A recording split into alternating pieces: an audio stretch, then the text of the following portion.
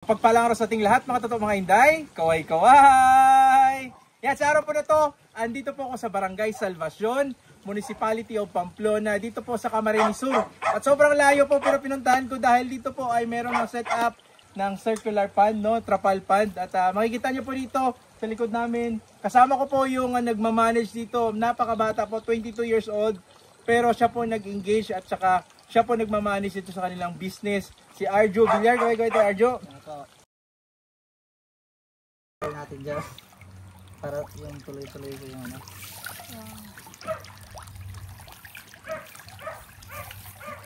Doon po sa kabila.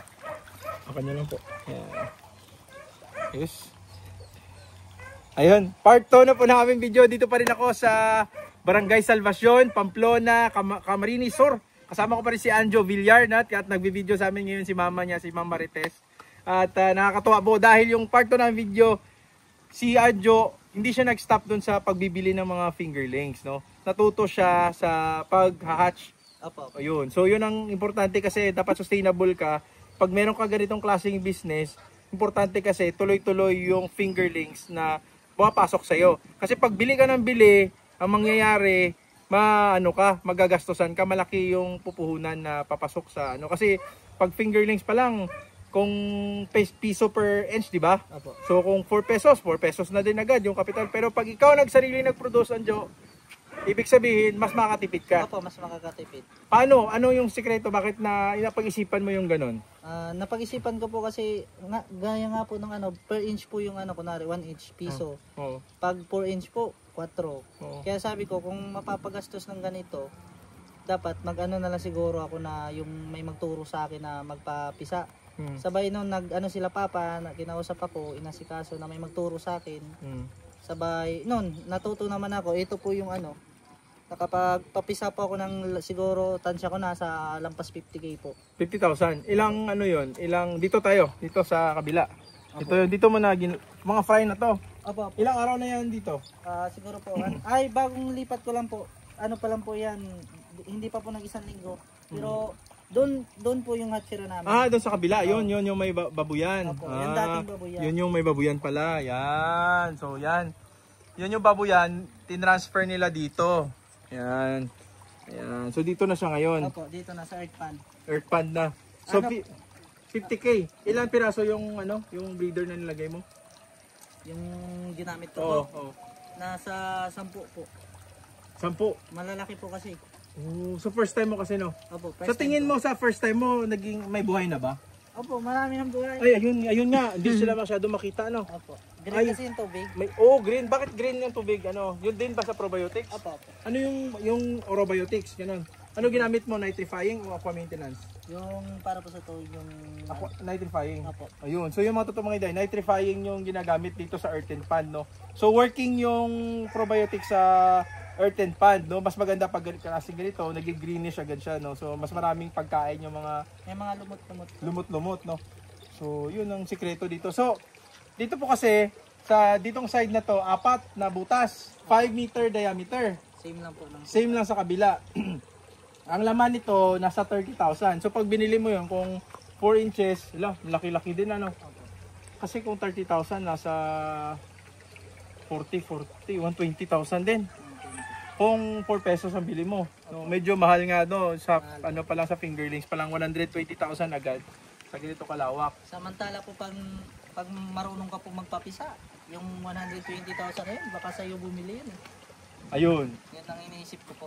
Malaking kita rin sa fingerlings talaga. Ayun, alam na alam ni Anjo. So yun ang sikreto talaga doon. No? Fingerlings production. Opo, fingerlings production po. Sa pagkakalam mo, Jo, dito sa area nyo sa Pamplona, sino ang may hito dito? Kami po. Kayo lang? Yun lang po ang alam ko kasi wala naman po ako nababalitaang may mga malaking hituan po dyan dito mismo. So gaano ka-challenging yun pag nag-start kayo? Siyempre hindi nila kilala, alam nila yung hito, hindi maganda, mga ganun-ganun ba? Paano mo inaano sa kanila, address yun? Yung sinasabi ko po na yung pag nagsasound yung may bilihan ako sa palengke, nagdi-display po ako dyan, madaling araw pa lang po nandyan ako. Nagbibenta po ako dyan. Kahit minsan matumal lang benta, ang habol ko lang po doon is makilala ng tao na may hituan na po ganyan. Tinatanong po ako, saan to galing sa ikaw. Sa farm po namin, pa-check na lang po sa page ganito ganito. Ayun. So ang page po nila dito is RM Fish Pond, Opo. Pamplona. Tsaka abangan nyo po dahil may seminar tayo May 4. Bibigay namin yung number sa mga gustong pa-reserve para dito sa Bicol region naman na seminar. Ito pong farm nila ang mapupuntahan natin para may setup, malalaman ninyo kung anong klase ganun. Kasi nag-focus sila sa hito. Tsaka dito din pupunta yung mga speaker natin. Hopefully maka-invite tayo ng mga speakers, no. So, Anjo, ano pang mga nangyari nung nag-start ka dito sa paghihito mo? Ano po, kabado mag-alaga, syempre pera po na malaki yung dito sa ituan. Tsaka yung nga po yung hindi maiwasan talagang may patay. Pero hopefully po ngayon, medyo na rin ako sa hito, aware na, wala na po masyadong namamatay. Okay. Kasi po talagang habang tumatagal, natututo. So ilang months nyo na ito ginagawa? Ito pong Sa paghito nyo? Abot na ba 1 year? Wala pa? nakabot pa lang po sila. Mag-almost 1 year pa lang. Pero na-master mo na. Opo, Sa tingin mo okay na? Master mo na? Okay na po. Ayos na. Lalo na po siguro pag naayos na yung pinapagawa naming imbakan ng tubig. Meron doon sa mga earthen pan din. Katulad nito, mas malaki. Opo. Nakita nyo po yung pagpasok nyo dito, yung hinukay na malaki. Yun. Yan, earth pan din po. Ayun. So yun. Importante kasi sa hito din may earthen pan. Opo. Pero pag nag-grow out ka dito, maganda. Pag nasa breeder, doon nilalagay. Opo, sa earth pan ng mga breeder po talaga. Tsaka yung fry. Opo. Pagkatapos ang po kasi 12 days po, 12 days po siya nasa nursery sa namin, nursery yung sa pinagpisahan niya. Pagka 12 days, ililipat po namin siya sa earth pan na. Okay. So ilang days siya dito? Na po, hanggang sa may bumili, ganun. Ibebenta nyo din. Opo. Makabawi, no? Ganun wala. Mindset po, ibebenta, yung hindi mabenta, papalakin, ibebenta din. Ayun. So yun. Kasi yung pinakamagandang setup kasi pag ganitong klaseng trapal, sa mga gusto mag-setup pala, ibigay din namin yung number sa ganitong setup na kasi galvanized to eh. Dito siya na mga 8 years ata tong capacity nito. Kapal po nito eh. Tapos ito lang ang papalitan. So or more pa, ilang years to. So Basta, yun. Hindi lang po siya mabilad-bilad sa kaya may ganito kami. Ito kasi sa hito, no. Pag sa tilapia open, okay lang. Pero pag sa hito kasi kailangan nilang may shade para mabilis sila lumaki. Ayun. So ano pang mga problem na na-encounter mo maliban doon sa fungus na address mo na? Okay. Sa fingerlings kasi, saan galing yung fingerlings mo na binili? Yung before na hindi ka pa mag-start na hatch? Madami po kasi kami inikuha. Kay Raymel, di ba nagkuha ka kay Raymel? Malayo. Dito sa inyo, sinong na mayroon ba dito? Sa Bicol region? Yun yung kinuha natin dati?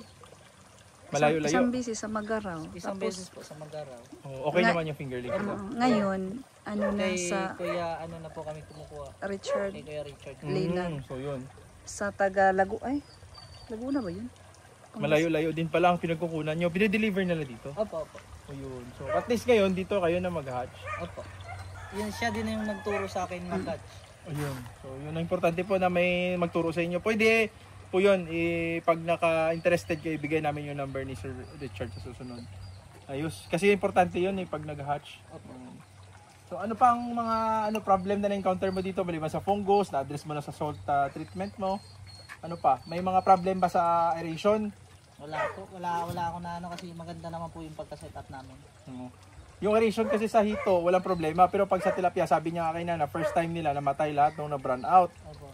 So ito sa hito kasi kaya nila, may sarili silang oxygen na naka-standby. No? So, ang lang po namin dito, kaya may ito pong aerator. Tuwing umaga, pinapaandar namin para kung may amoy man yung tubig, yung ammonia, yung iba sumingaw. Para po hindi talaga masyadong mabaho yung tubig. Kahit sabihin natin nung may yung probiotics na nilalagay, siyempre po may amoy pa rin yan. Kaya po may aeration kami para pag pinaandar namin yan hanggang tanghali, talagang yung ibang amoy na hindi na maisingaw niya sa taas. Yun po. Ayun. So yun mga totoong hindaya, tandaan niyo po yun kasi importante na malaman yung strategy na ganun para hindi ka na magkaroon ng malaking problem pag na-encounter mo na. Pati sinabi na ni sa inyo. Kasi po nung na-encounter ko po yun, parang nanlumo ako kasi malaking gastusan po yan. Siyempre si Papa nagtatrabaho lang din. Inisip ko yung gasto. Yun po, kaya nung ano po, sabi ko ni Papa, dapat po matuto ako mag-hatch. Yun na po yung ano. Mga ilang square meter to, Jo? Ito pong ano, ito pong sa Abot pa ng mga 1,000 square meters, no? Or mga ganun mo? Ganun. So, kung hanggang doon po sa bagong pinapahukay po namin, abutin po. ayun. So, dito sa kabila, ilan dito laman? Mga 7,000, ganun. Okay, punta tayo dito. May pakain ka naman din, di ba? Pakain ka lang. Okay. Ito po bagong palit namin ng tubig. Ayan, dami nila. Ayan, oh. Oh. Ang dami. Ayan, oh. Ayan. Hindi, kain kayo para lumaki ulit. Yun, bilis ah. Galing, ayan. So, ito ang laman nito ay ilang piraso, Jo? 7.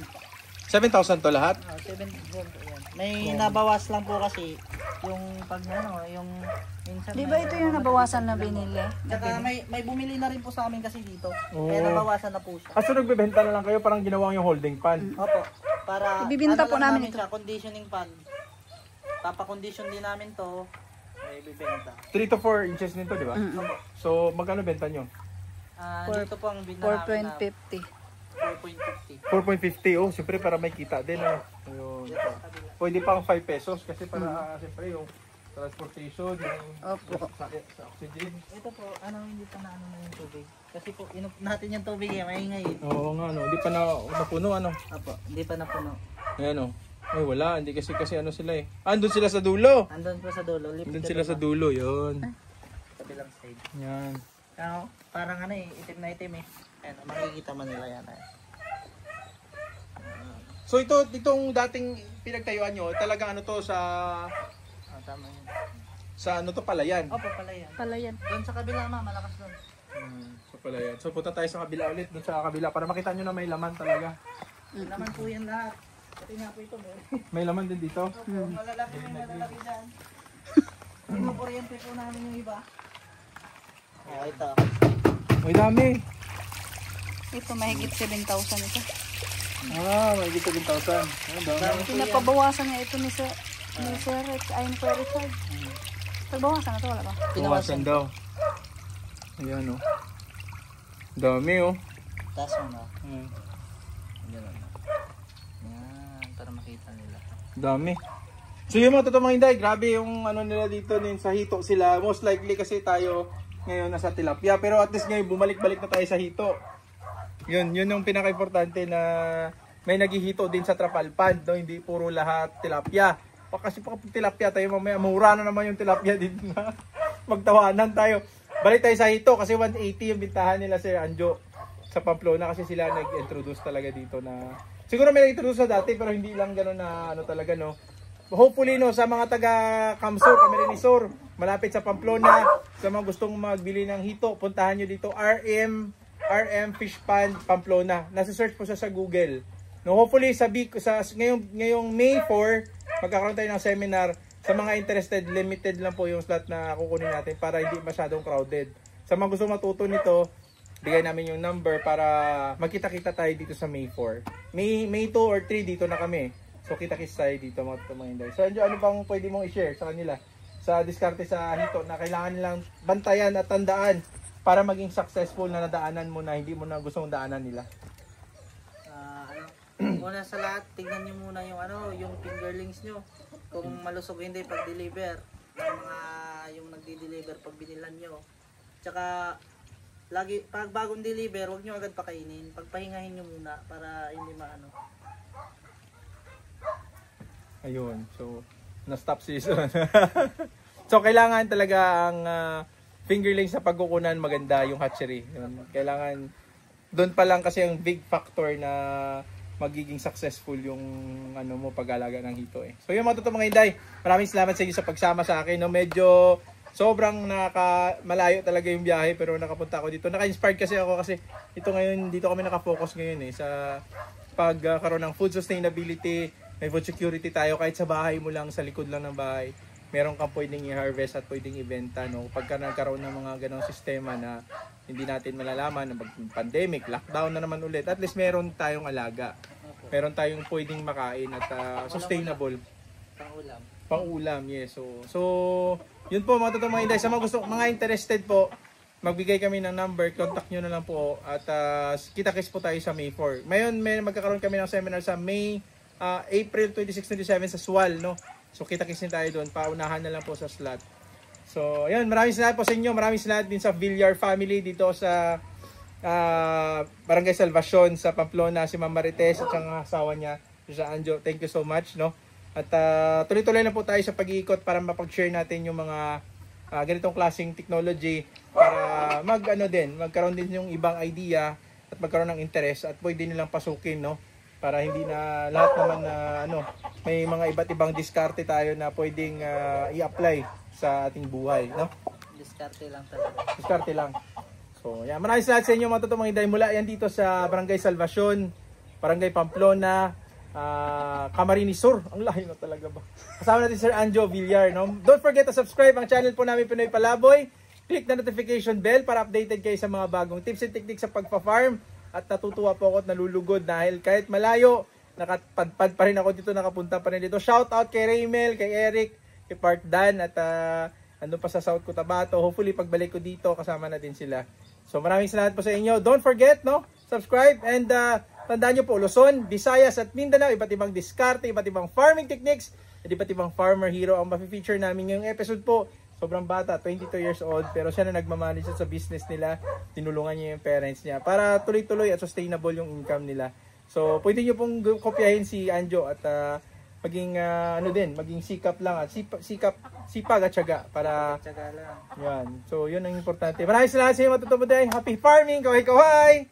Kita-kita sa susunod na video! Woohoo!